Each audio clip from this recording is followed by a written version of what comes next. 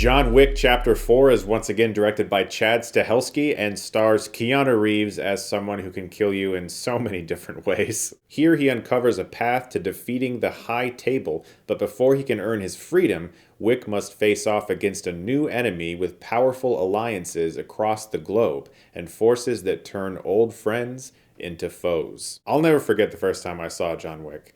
All of my friends were going to a different movie. I don't remember what that movie was. There were two screenings happening at the same time, and I was like, I'm going to see John Wick. And they were like, the Keanu Reeves DVD movie that looks like it would be something you TiVo'd in 2007.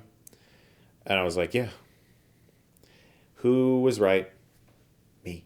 And ever since then, this series has tried to continuously top itself. And even though I enjoy all three of the previous entries, the first one was always still my favorite. And not just because it was so surprising and felt very revolutionary for an action film, but because the story felt a little deeper than the others. But the cool thing about 2 and 3 is that it expanded the lore of this universe so well and opened up this whole new world. John Wick Chapter 4 clocks in at 2 hours and 49 minutes. It's easily the longest of the 4 films. The first one is only 101 minutes, I believe, and each one after that became a little bit longer, but this one is a juggernaut. It is huge. I've seen a lot of debate lately about the length of movies and whether or not movies should be shorter or longer.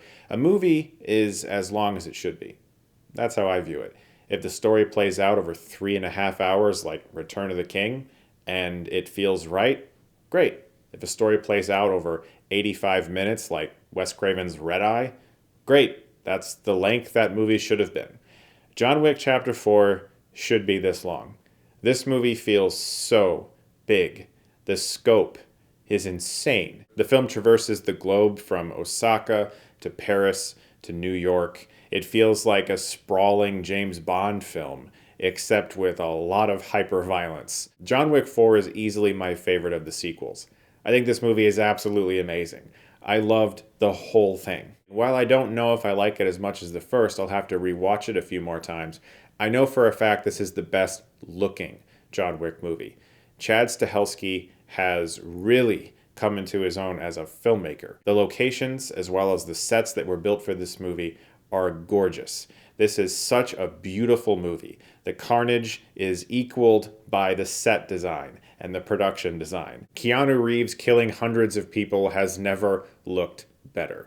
This movie also introduces a whole bunch of new side characters. Donnie Yen is in the film as Kane, an old friend of John Wick's who is now a foe for various reasons that I won't get into. He's a great new character and extremely likable. Hiroyuki Sanada is in the film and as usual is completely badass. Laurence Fishburne as the Bowery King is great to see back again. But one of my favorite new characters in the movie is referred to as Mr. Nobody in the film, but on IMDb he's credited as Tracker, as of now anyway. He's played by Shamier Anderson. This guy was awesome. I would not be surprised if you hear things about a potential spin-off movie with him. He was so fun. His character is kind of obsessed with killing John Wick, but only if a specific thing happens, and I won't tell you what it is.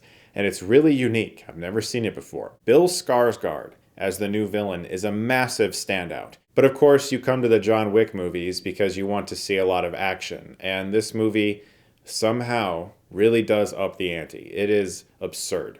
There are so many incredible set pieces, from a jaw-dropping, I don't even know, 30-minute sequence in Osaka with swords and knives and nunchucks and guns and everything you could ever imagine being thrown at someone, to a stunning sequence in Paris where people are fighting around cars. That's one of the highlights of the whole movie for me. To a Minority Report-esque shot overhead following John as he dispatches people throughout this building. To a truly applause-worthy stunt on stairs. This movie is a stunt showcase from beginning to end. What the Mission Impossible movies are doing for massive, unexplainably large stunts like Tom Cruise hanging from a plane and those types of things, the John Wick movies are doing with throwing human beings around the ground and into things in very painful looking ways. Both franchises are magnificent in their own ways and both are great at showcasing excellent stunt work.